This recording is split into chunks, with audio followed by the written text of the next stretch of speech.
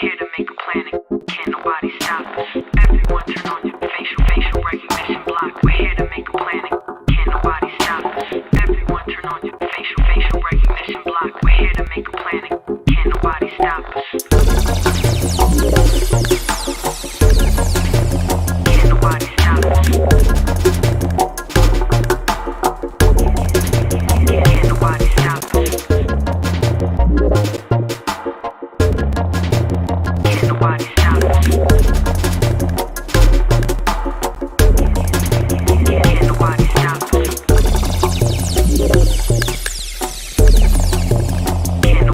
nobody stop us. Can't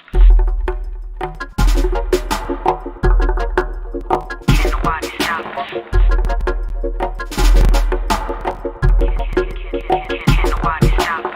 Everyone turn on your facial recognition block. We're here to make a planet. Can't nobody stop us. Everyone turn on your facial recognition block. We're here to make a planet. Can't nobody stop us. Everyone turn on your facial recognition block. We're here to make a planet. Can't nobody stop us. Everyone turn on your facial recognition block. We're here to make a planet. Can't nobody stop us. Can't nobody stop us. Can't nobody stop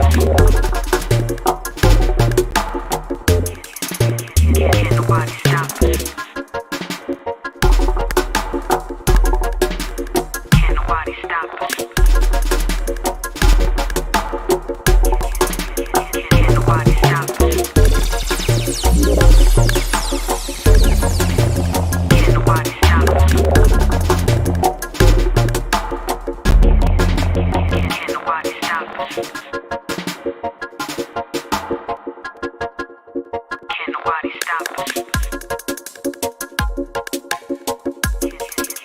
Can't nobody stop us. Everyone turn on your facial recognition block. We're here to make a planet. Can't nobody stop us. Everyone turn on your facial recognition block. We're here to make a planet. Can't nobody stop us. Everyone turn on your facial recognition block. We're here to make a planet. Can't nobody stop us. Everyone turn on your facial recognition block. We're here to make a planet. Can't nobody stop us. Everyone turn on your facial recognition block. We're here to make a planet. Can't nobody stop us. Everyone turn on your facial recognition block. We're here to make a planet. Can't nobody stop us. Everyone turn on your facial recognition block. We're here to make a planet. Can't nobody stop us. Everyone turn on your Alrighty, hello, good people. Welcome to AJL Celebration Summit, Unmasking AI Harms. I'm excited to be here with the AJL team, ready to go, and with you, our community, at our launch celebration.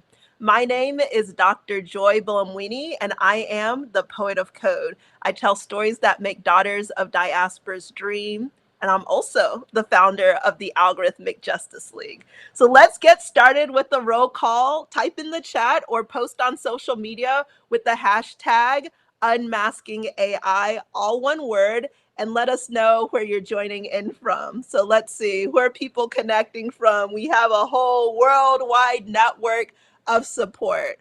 All right, okay, East Coast, little West Coast, not Zambia. UK, who's awake? Is Singapore awake? Okay, all good. Our team is tuning in from New York and Cambridge, Massachusetts.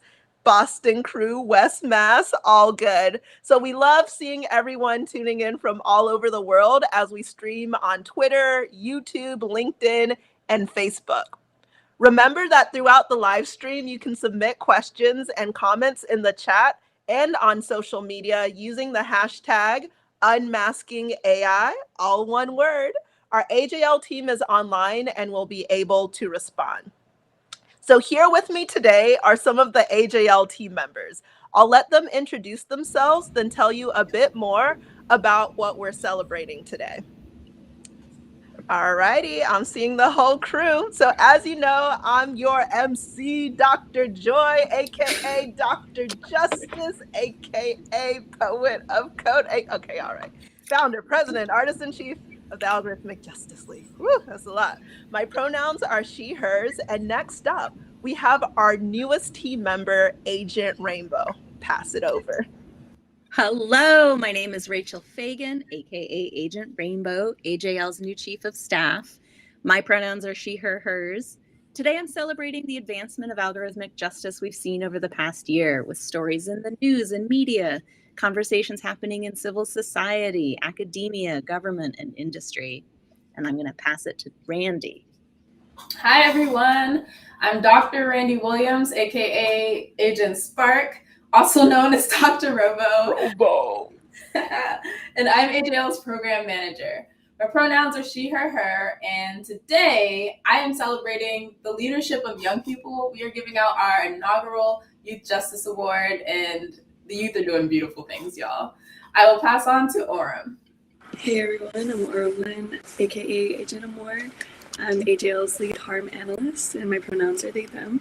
Today, I'm celebrating the small steps that we can take as individuals to cause collective change. Fighting for algorithmic justice can feel really overwhelming, but it is comforting to know that we aren't fighting alone, and we all contribute to the movement. And we'll dive into this later today. So I'll pass it back to Dr. Joy for now.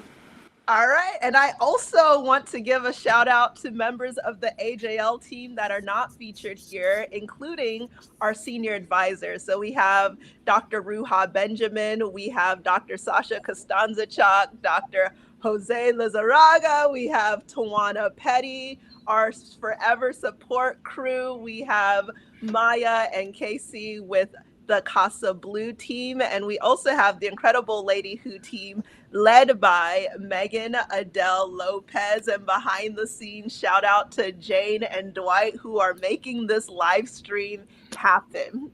I also want to recognize our illustrious advisory board members. So we have Megan Smith, my forever CTO of the United States. You know how they have FLOTUS and POTUS? Well, we need something for this as well. And also Brenda Darden Wilkerson, who is the CEO of the Anita B organization.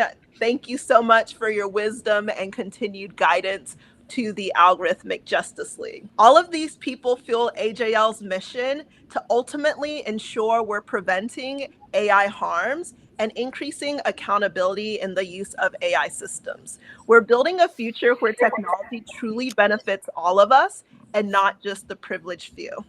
So let's get to our agenda today and why we're here to celebrate. So we're going to kick off with the official release of my paperback version of Unmasking AI, my mission to protect what is human in a world of machines. So we're going to have a conversation between our newest agent, Agent Rainbow, and myself, and talk about the work that AJL is doing to unmask AI harms. Then I'll hand it off to Dr. Robo, AJL's program manager, and our lead harms analyst, Aurum, and they'll bring us to the opt-out club and discuss how you can take steps to protect biometric and creative rights every day by exercising your opt-out muscles. Woo, woo, woo.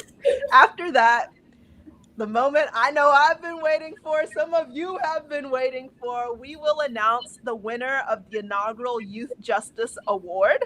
Because as we mentioned earlier, the youth are leading and inspiring us, and we're excited to acknowledge and highlight so much great work.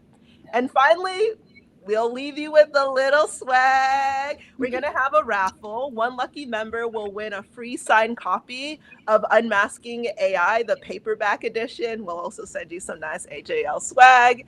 And stay tuned for the very end, because it just might be you. And on that note, let's go ahead and cue that sizzle reel.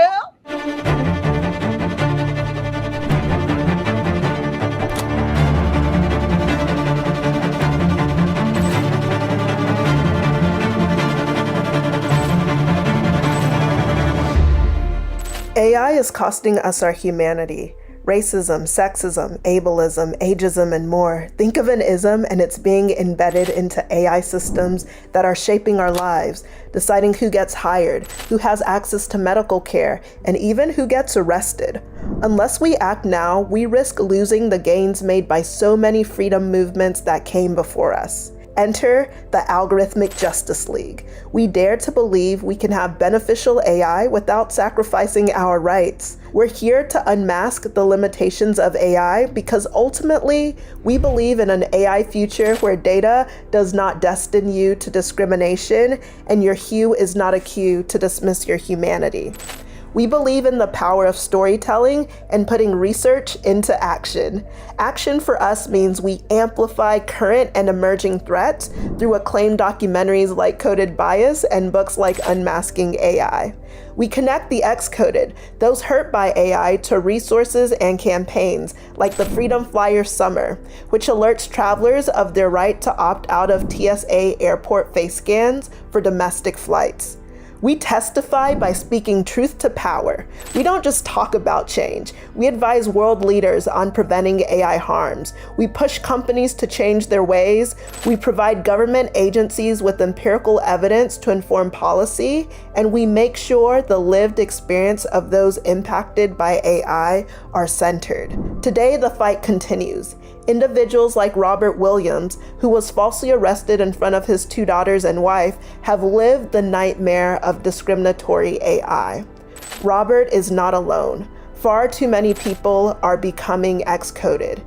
And trust me, no one is immune. This is why we need your voice in the fight for algorithmic justice. Remember, if you have a face, you have a place in the conversation about AI. Welcome back. As we're celebrating the recent anniversary of Unmasking AI's release and today's release of the paperback version, we wanted to take some time to revisit the inspiring story of our organization, the Algorithmic Justice League. So after that inspiring sizzle reel, let's jump right into it. For those of you who are just meeting the book for the first time, Dr. Joy, what inspired you to write Unmasking AI? I didn't actually know I was going to write Unmasking AI. I was working on my PhD and I had an editor from Random House reach out and ask if I wanted to do a book. I thought, the PhD is basically a book. Maybe these things could be the same project. They were not the same projects. I finished up my PhD, got that turned in, and then spent quite some time writing Unmasking AI, which was a 3-year journey. But I always say it was 2 years late, but just on time, because it came out at a moment where we're seeing that the technology that's supposed to lead us into the future is actually taking us back to the discrimination of the past while robbing us of our humanity in the present. And there's so much hype around AI, whether it's the utopic hype of what it can do or the doomsday scenarios. And I really wanted to write a story that was hopeful, that showed the limitations of AI, not because we're against AI, but because we want to address those limitations so we can reach the aspirations of what this technology can do. Absolutely. And so a year later, what's been this book's impact? Oh my goodness. When I was on book tour last year, one of my favorite things was doing book signings and hearing people talk about the impact of the Algorithmic Justice League overall. And so some people would come up and say that because of the work AJL has been doing, that's why they started their AI auditing company, or that's why they decided to go to grad school. That's a powerful impact and a set of powerful stories to really talk about the bridge between this book and this work. A question that we get a lot, and I know you get a lot. Can you talk about the cover of the book and the significance of the white mask? Ooh, the cover, even to get to this cover is a whole series of things. But the person behind the cover, her name is actually Malika Favre, and she has done so many amazing New Yorker covers. She's done work for Sephora, Louis Vuitton, just amazing, amazing illustrator. So I slid into her DMs last year, actually, around August, and asked if she could help with the cover of the book. And I shared that since it's Unmasking AI, right? We wanted something that came from the origin stories of Unmasking AI. And so for me, there's always the question of why did I have a white mask in the first place? This white mask that literally started the Algorithmic Justice League and changed my life. Well, it started with a mistake. I was a grad student doing one of my grad school projects. And as I was working towards a deadline, a friend invited me to a girls' night out and they asked for me to come and they said something about masks. And I assumed since it was around Halloween, she meant a costume mask. So I brought this white mask to the party. And when I got to the party, she looked at me and she's like, no, no, no, I meant a beauty mask, right? And so she'd gotten some beauty masks from her last trip to Korea. And so Amazing. once I realized I'd made that mistake, I later went on and put that white mask in my office and then, seeped into the actual beauty mask. Had I not made that mistake, we would never have actually gotten to this is the original white mask, and it has been traveling around the world for 5 years. So it has finally returned after being part of a 5-year traveling art show. And because of that mistake, I had this mask in my office. And as I was testing out some of my grad school projects, I realized that when I was trying to have my actual face detected, it wasn't detected that consistently.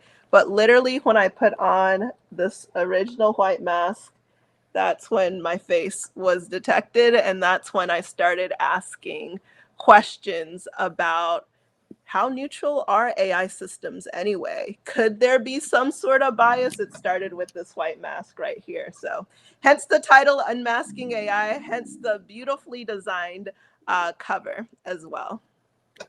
Thank you for that. And so as a researcher, you naturally launched into investigation mode. Can you talk a little bit about the journey from starting this coding in a white mask through to your academic work becoming this book that has shaped so many people's lives, even just in the course of this first year? Yeah, so let's go back into the way back machine. 2015 is when I came from the UK. I was studying over at Oxford University as a Rhodes Scholar at the time. Afterwards, I only applied to one grad school to try to get a PhD. MIT thankfully said yes. And so I headed over to Cambridge, Massachusetts. And so it was there where I took this course, Science Fabrication, started playing around with a project that eventually led me to the white mask. So that actually happened in 2015. I then shared the story of coding in the white mask in a TEDx talk I delivered in 2016. And showing that example of coding in a white mask, the scientist in me, of course, started asking questions. Why? Why was this happening? So I actually took my TEDx profile image and I ran that TED profile image through different AI systems. And the AI systems I ran my face image through either didn't detect my face at all or labeled me male. A phenomenal woman, not male. So that's how I identify. I realized something might be going on. And so that's really what then led to my master's thesis, which started exploring how different AI companies and their AI systems guess people's gender. And if your skin type made a difference and if your gender made a difference. And so to do this, I ended up making a whole new data set called the Pilot Parliaments benchmark.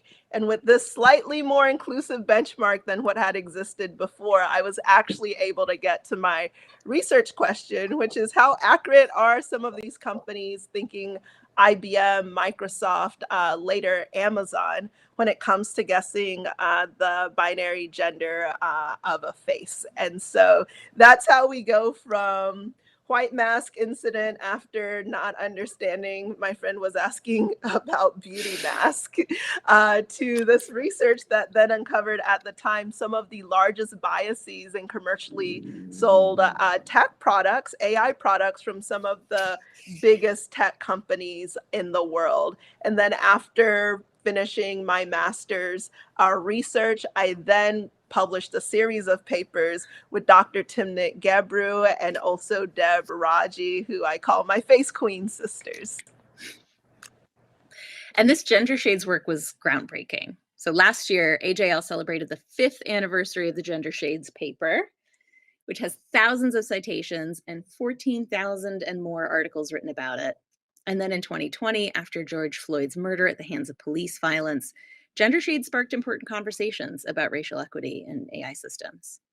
No, I mean, it made a big splash. I could not have asked for more for any research paper, yet alone something that I did as a master's student. And for me, one of the things I'm most proud of is that all of the US-based companies that we audited in gender shades were the follow-up actionable auditing. So we're thinking Amazon, Microsoft, and IBM. They all actually stopped selling facial recognition to law enforcement. And I also want to talk about Google. We didn't audit Google directly, but we did release AI Ain't I a Woman, which is an evocative audit that showed Google misgendering the faces of iconic Black women like Sojourner Truth. And so after that, Google actually removed gendered language from some of their image descriptor models. And so we started to see this impact of gender shades actually changing industry practice, actually leading some industry practitioners to not even use binary gender labels in the first place. So the impact was more than this grad student at the time would have imagined. Absolutely. And there was also action in the legal world. Yeah. Oh my goodness, yes, so much. At some point, I had to get the AJL legal squad on board because I was being subpoenaed to testify in some class action lawsuits against some big companies and so forth. And then we also had over, from my understanding, 160 legal briefs, court cases, and testimonies that actually cite the gender shades paper. And then even more that you'll see things like an MIT study showed bias in facial recognition technologies. I always like to say gender classification because I put on my expert hat. But when I see that in certain moments, I know it's referencing the gender shades work. So it was also kind of cool to see it become not just this research paper, but eventually kind of a known entity, even if the source wasn't known. We know AI systems are biased when it comes to face. That wasn't always a conversation. And so the work of Algorithmic Justice League and our sibling organizations certainly contributed to that overall public understanding and knowledge of bias in facial recognition technologies and bias in AI systems. It really, beyond even public recognition, what we saw was gender shades. It sounds like what you're describing is help galvanize a movement across industry and policy and for everyday people. This work and the nascent organization AJL are changing this conversation about AI.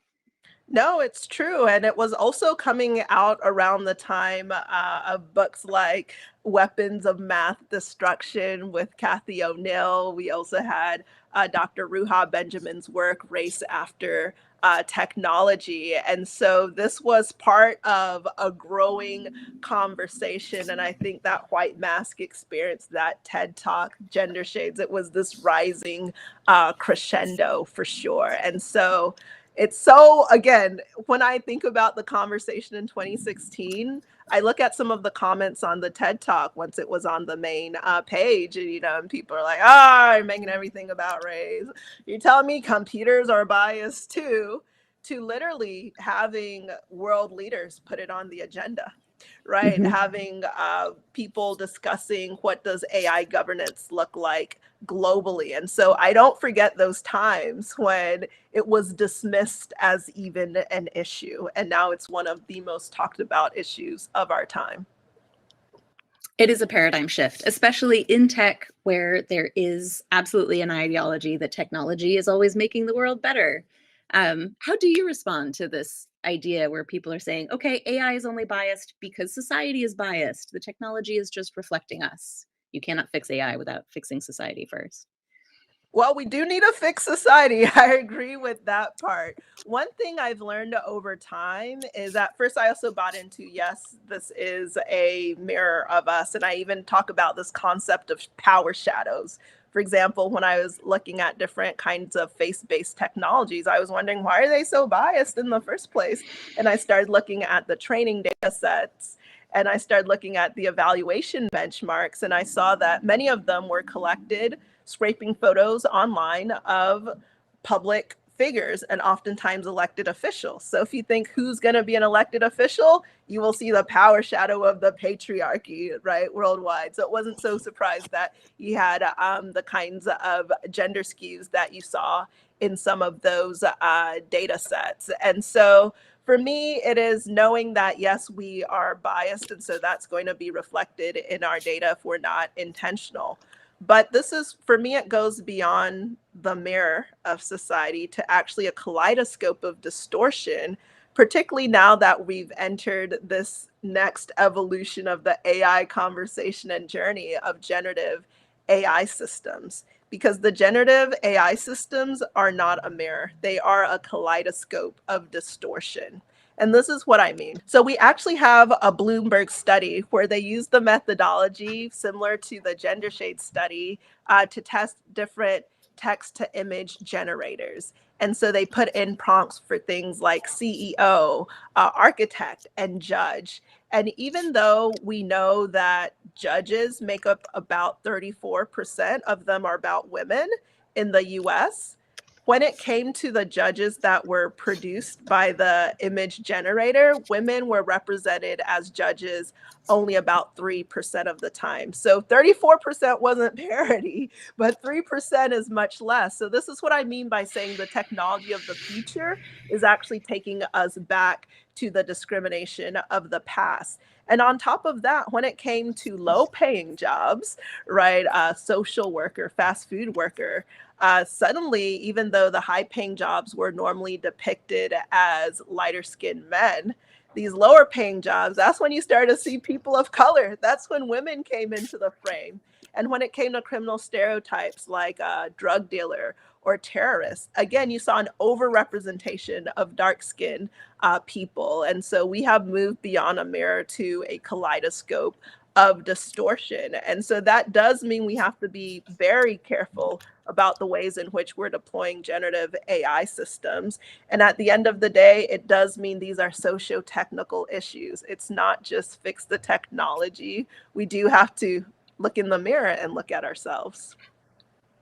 So now that we're here in front of the mirror, what is the next step in the conversation about AI from your perspective? Yeah, I think I've seen different evolutions, right? And so at the early part of our founding as the Algorithmic Justice League, there's a huge conversation on AI bias, which is important, right? But even if you have systems where bias has been reduced, more accurate systems can be abused. Think of facial recognition on a drone with a camera and a gun, right? It's not just how accurate the system is, it's also how it's being deployed. And so that's where that conversation evolved to AI harms. Because regardless of how well it works, how it's being used has to be scrutinized. In addition to that conversation, there's also a broader conversation about AI redress.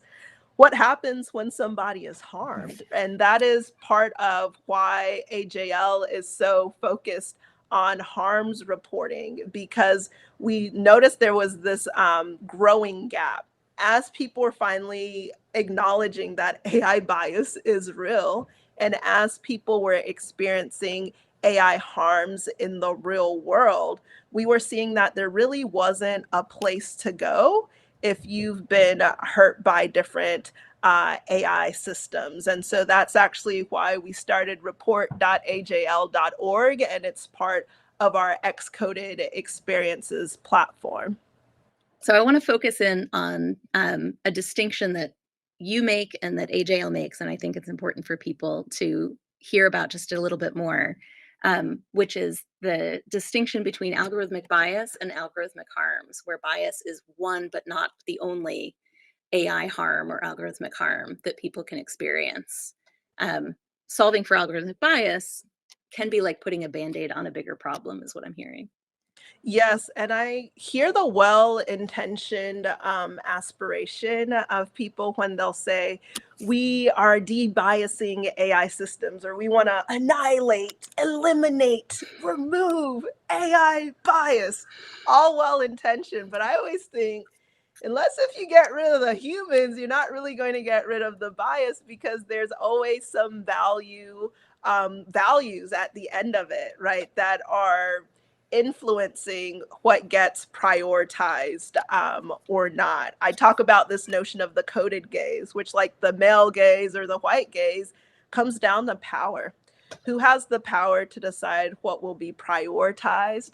Who has the power to advocate for their preferences? And who's in power such that their prejudices get embedded or ignored when we're looking at different AI systems? And so when we're talking about this larger project for algorithmic justice, where your hue is not a cue to dismiss your humanity or where data doesn't destine you to discrimination, it's not solely a conversation about AI bias or just AI harms, because we know that after harm, there must be redress. So equitable and accountable AI, as I'm hearing you talk about it, means, among other things, that people are informed, that they can maintain agency and control in their interactions with AI systems, and they can do that to their benefit. So continuing on that theme, I'd love to hear you talk a little bit about how AJL and about how you are raising awareness about AI harms and triumphs, and how people can get support through your book Unmasking AI and through AJL projects. I'm thinking about Freedom Flyers and the Opt-out Club, for example. No, these are great questions. I think the first thing is knowing that they're harms in the first place. And so that was a big part of writing the book Unmasking AI, so that people feel they have a sense of language and a starting point. You can see all of these headlines and it can be really overwhelming. And once you have that sense of overwhelm, it can also lead to that question of what can we do next?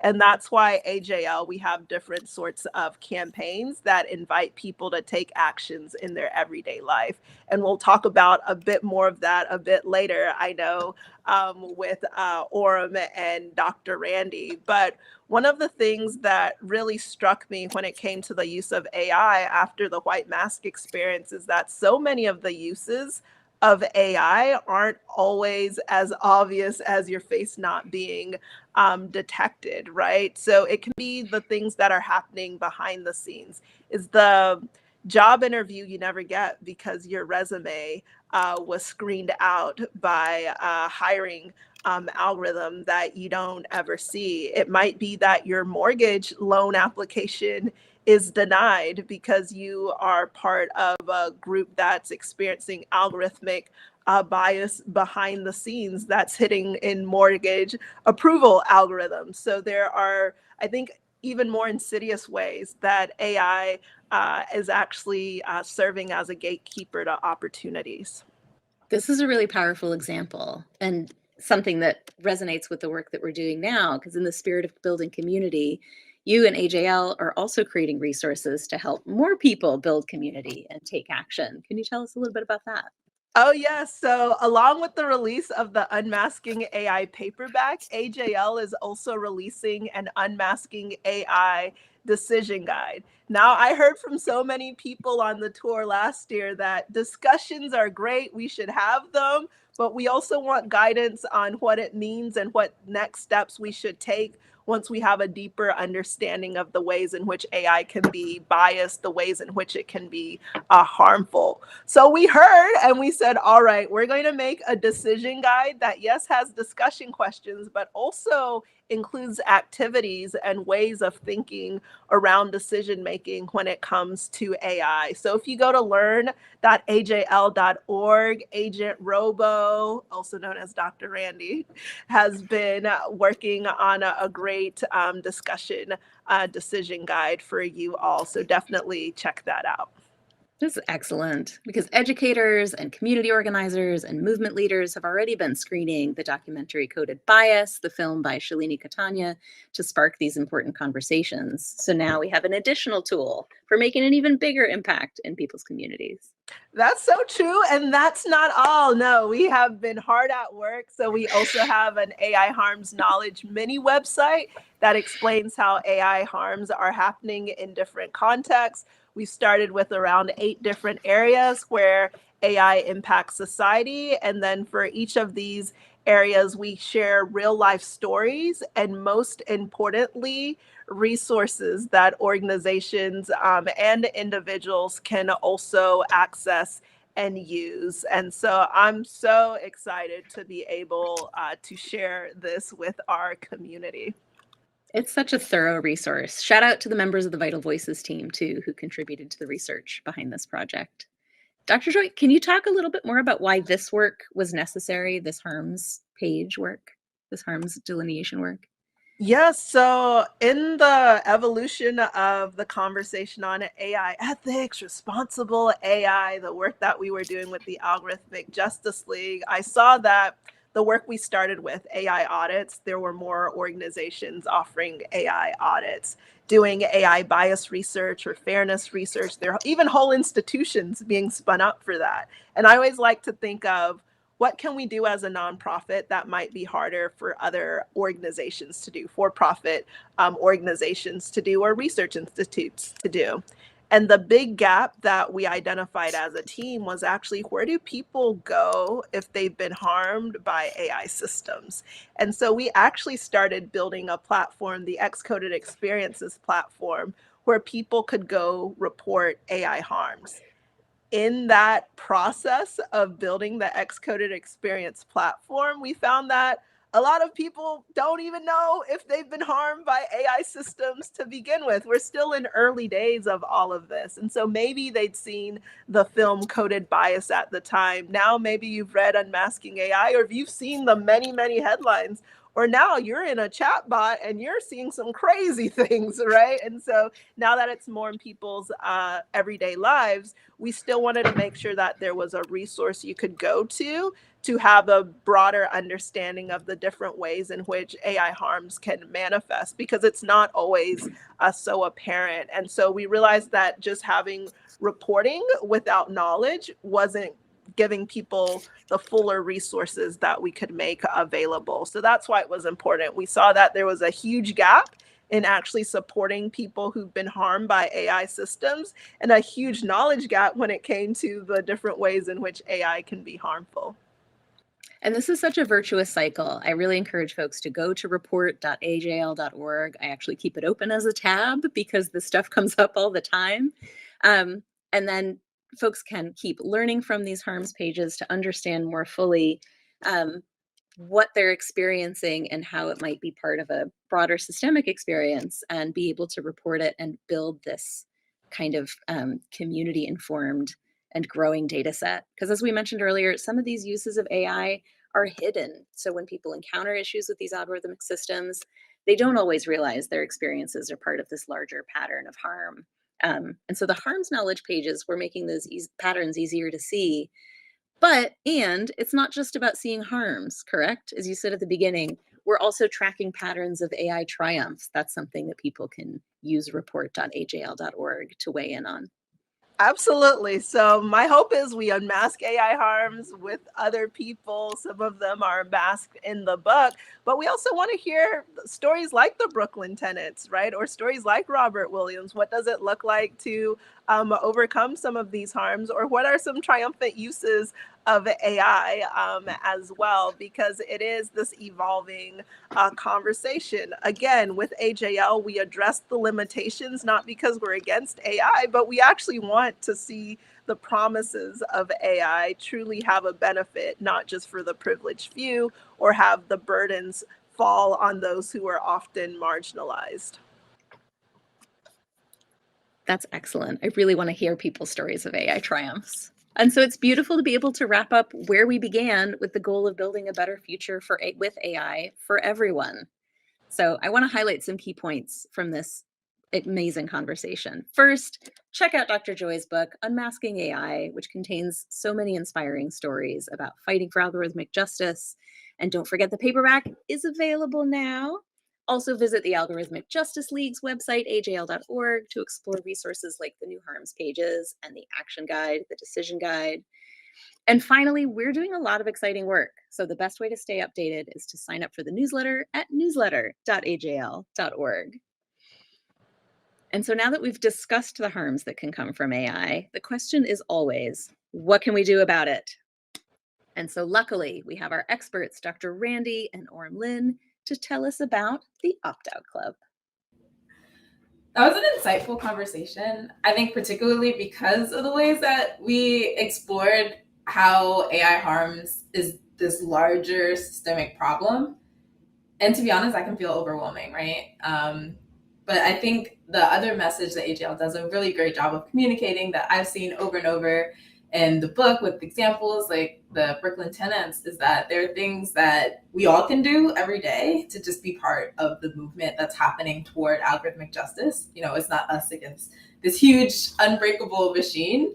We can all stand together, which brings us to our conversation today, which I'm so excited to hear from you, Aurum, because, you know, we're going to dive deeper into our Freedom Flyers campaign and hear more about how people can protect their biometric rights. And I just know that you've been behind the scenes making all of this information come more available, sharing stories, helping us advocate for people's rights. So yeah, can you just tell us a bit more about the recent developments with facial recognition technology that are top of mind for you? For sure. Yeah, in the age of AI, it's no surprise that facial recognition technologies are increasingly used everywhere. And we're seeing rapid adoption of these technologies in airports in particular. So I'll tell you more about this. TSA in 2018 rolled out a plan to expand facial recognition to over 400 airports in the US. A lot of people don't know that when you're flying on a domestic flight, you can opt out, and that's why we started this campaign. And this plan that TSA has to expand is concerning because AI remains largely unregulated. And I want to take a moment to really dig into why we should be concerned about this. Algorithmic bias may be the first thing you're concerned about when it comes to technologies like this, especially when they're deployed in everyday spaces. And these technologies have been known to show racial, gender, and age bias. And even if we could eliminate the algorithmic bias, the system can still be deployed in harmful ways, right? And they can still impact individuals and communities. So I want to take a moment to talk about the other concerns that we have. The first is cybersecurity. Your biometric data is precious and it can be stolen or leaked. Government agencies, DHS included, have already been targets of data breaches. And you can think of it this way. If your credit card is stolen, you can change the card number pretty easily. But if your face data is stolen, what happens then? Are you willing to have facial reconstructive surgery to secure your biometric information? It seems like a big difference, a big step that we're taking here. The second is surveillance infrastructure. The technology is being used at airports now, but government agencies and companies are expanding its use to more spaces. And we're seeing more and more examples every day.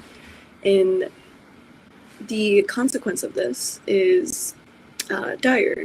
In the US and around the world, we have seen government bodies use facial recognition technologies in ways that press against individual rights, such as identifying people at protests. And this is a future that we need to prevent. And this ties into the third point, which is transparency. As the government rolls out new technologies, they should be transparent about what the technology is used for and what guardrails exist. This is what living in a consent culture means for us. So at this point, you might be wondering what you can do.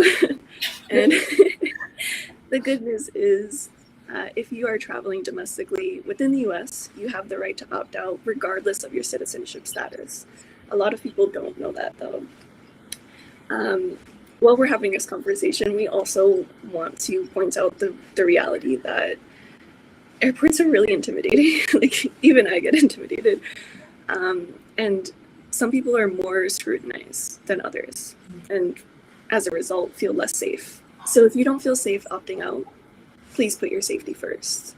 If you do feel safe opting out, that choice could provide coverage or knowledge for someone else. For example, the people in line behind you who haven't seen the sign. So the TSA has publicly stated that you're not supposed to experience additional consequences for exercising your right to opt out. And that sounds great, right? Based on the reports that we've been collecting about people's experiences with TSA through our TSA scorecards, we know that this isn't always the case. So I do want to share some stories that we've received. So these are direct quotes from scorecards that we've received that gave us permission to share publicly. I didn't realize I was being scanned by the time it happened. There was no information, warning, or discussion of opt-out. I offered my ID and they said, I don't need that, and proceeded to scan me. It was a completely non-consensual invasion of privacy. The cameras are aligned so that they have to start scanning you before they get a chance to interact with an agent. I asked to opt out, and the agent stated that I needed to inform him before he started. I feel that I requested to opt out as soon as was reasonable. And these are just a very small subset of the breadth of reports that we received. And earlier this year, we shared our findings with the U.S. Commission on Civil Rights. Our data analysis indicated that the overwhelming majority of respondents did not have an experience in line with TSA's published best practices. When it comes to notice, over 90% of respondents stated that they did not receive notice about the use of facial recognition at the airport. Over 85% of respondents stated that there was a lack of signage that made it clear that opting out was even an option for them. Over 95% of respondents stated that TSA agents did not ask for their participation in a pilot program. Similarly, around 95% of respondents stated that they do not want the government to hold their face data. We're still lacking clarity on what kind of data is being held and for how long.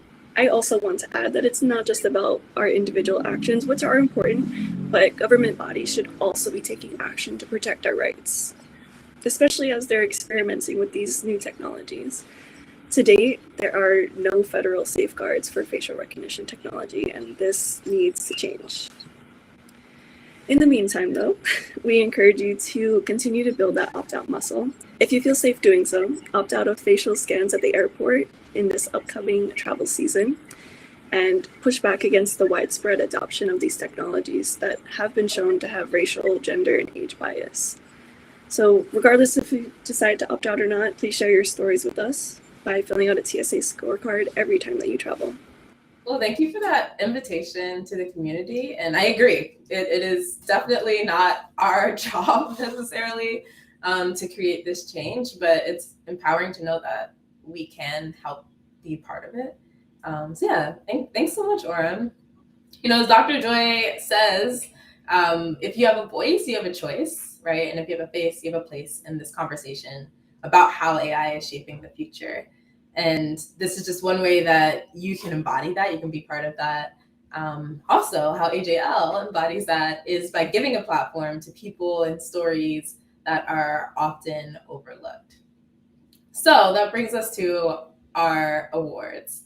As some of you may know, last year we gave out the first Gender Shades Justice Award to Robert Williams, and here's a quick clip showing that. Use of facial recognition technology has come under scrutiny in recent months.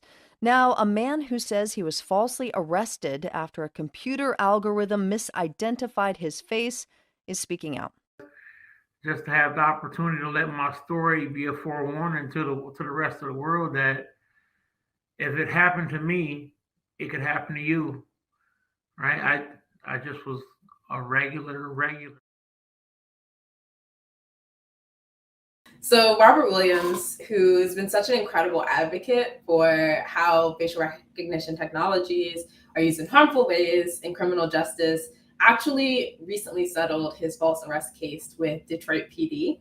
And that means that he's able to secure lasting changes around how that police department is able to use this technology. And I just remember Robert Williams saying like his main goal was to ensure that no one experienced what he went through ever again. And now he can happily claim that has actually come to pass. And, you know, so much thanks to him for his work moving us all in that direction.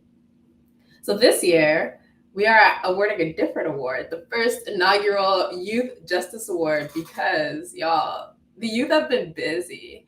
They're making huge strides for algorithmic justice, and we wanted to share a bit about their work. So here are runners-up. First, we have Taylor Klein and the filmmaking team behind the documentary Another Body, which was directed by Sophie Compton and Ruben Hamlin.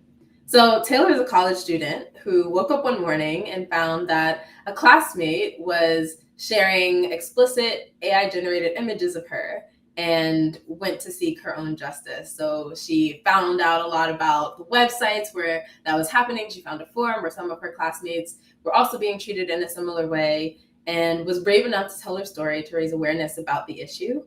With the filmmakers who started the My Image, My Choice movement, they're essentially creating an advocacy network so that people who face similar harms can speak up and receive support. Because right now there are no laws against this.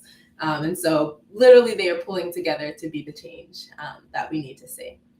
So that was incredible work that we heard about.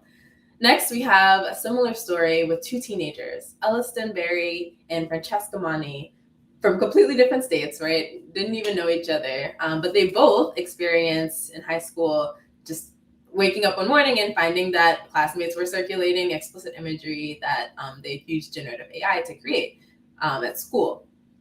So both of these amazing young women, they also shared their story, not only with the news, not only with their school principals and with the social media platforms we were circulating to create change.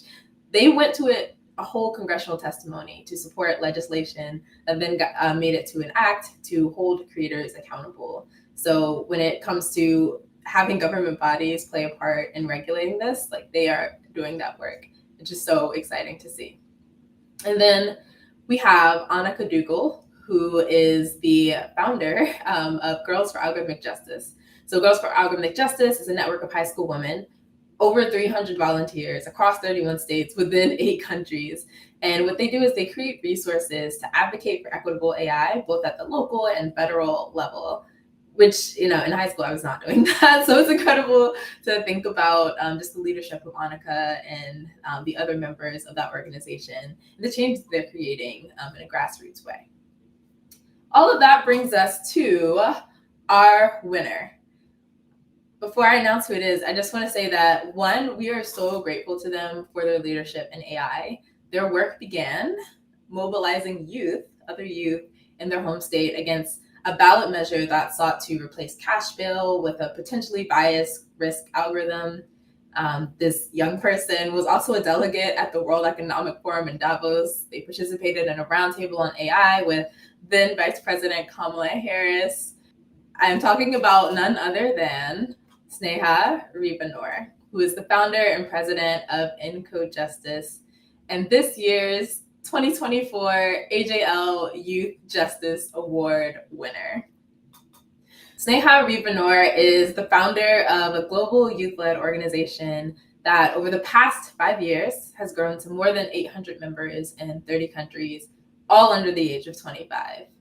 This year, the org launched the AI 2030 initiative, which they were able to get 500 incredible leaders in AI to sign on to 22 actionable policy items for world leaders to consider.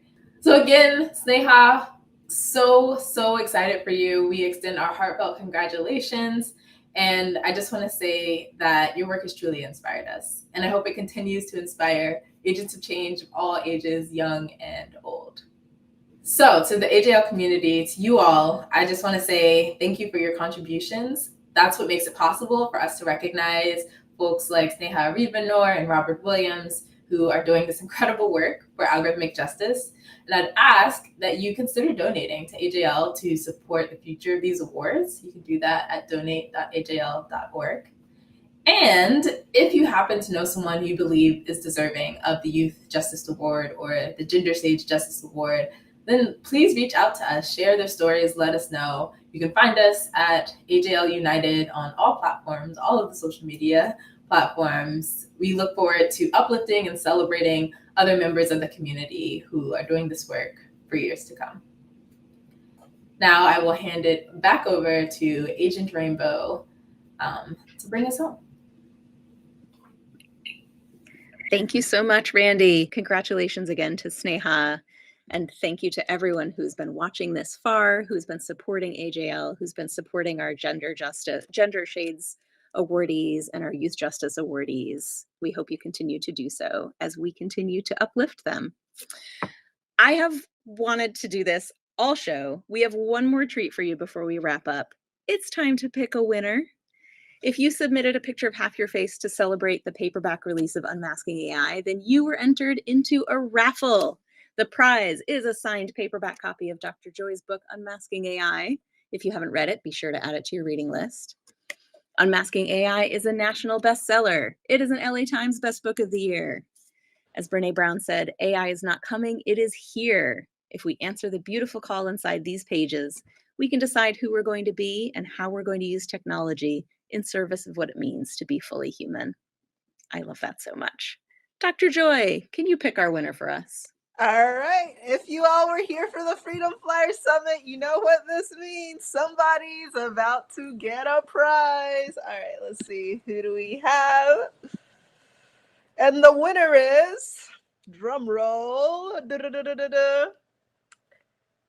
Stephen Song. Woohoo! So you not only get the signed book, but you're also going to get a bunch of AJL swag as well, including some of our travel stickers and so forth, opt-out club patches and more.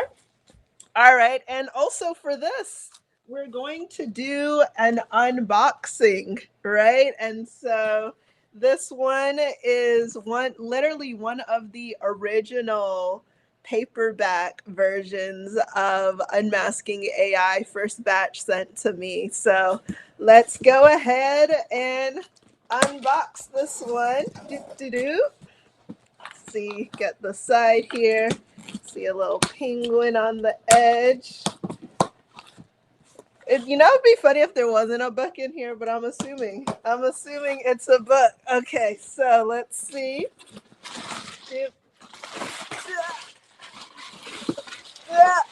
Oh my goodness, there's literally one book in here. So this book is for Stephen, so I will sign it for you right now. And thank you so much for supporting AJL. So we're going to the front flap, all of these wonderful recommendations, and then right here to Stephen. And from me, with gratitude and a little bit of attitude, from the Algorithmic Justice League. So signing off, Dr. Joy and AJL team. All right. So thank you so much, Stephen. And we will send this your way along with a ton of AJL swag. Woo woo! Celebration all around.